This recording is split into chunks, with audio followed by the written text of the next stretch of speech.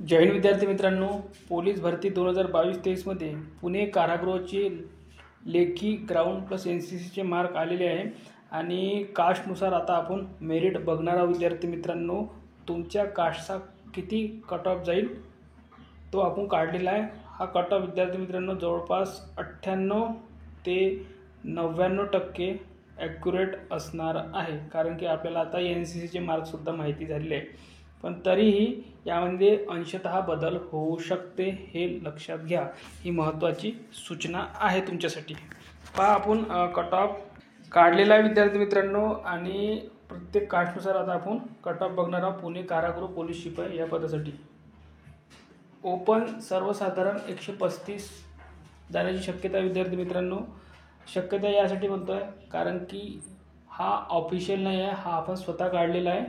NCCचे mark, त्यानंतर ground mark आणि त्यानंतर तुमचे लेखी मार्क यावरून काढलेले आहे. म्हणून यामध्ये लक्षात घ्या की हा एक तात्पुरता किंवा अंदाजच लक्षात घ्या की हा अंदाजच असणार आहे, ऑफिशियल नाही आहे. हा आपण स्वतः काढला आहे, त्यामुळे यामध्ये बदल नक्कीच होईल, पण एवढा पण बदल होणार नाही.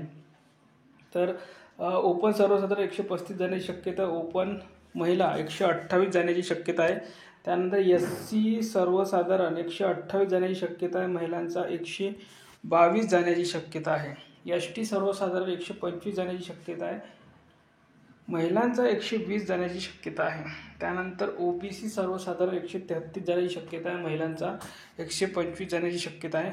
SBC सर्वसाधारण 131 जाण्याची शक्यता आहे, महिलांचा 119 जाण्याची शक्यता आहे. NTB सर्वसाधारण 125 जाण्याची शक्यता आहे, सर्वसाधारण 131 जाण्याची शक्यता आहे, महिलांचा 125 जाण्याची शक्यता आहे. त्यानंतर बघा, NTC सर्वसाधारण 134 जाण्याची शक्यता आहे, महिलांचा 125 जाण्याची शक्यता आहे.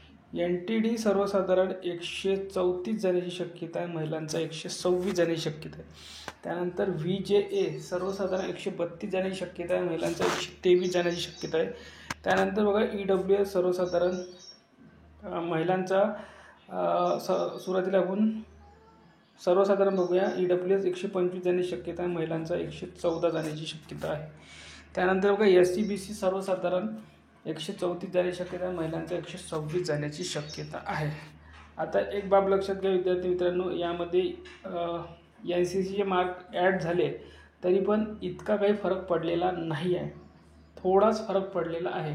म्हणून काही विद्यार्थी NCCला खूप घाबरत असतात की 5 मार्कचा फरक पडेल आणि आपण डायरेक्ट मागे येऊन देऊ 5 मार्कने.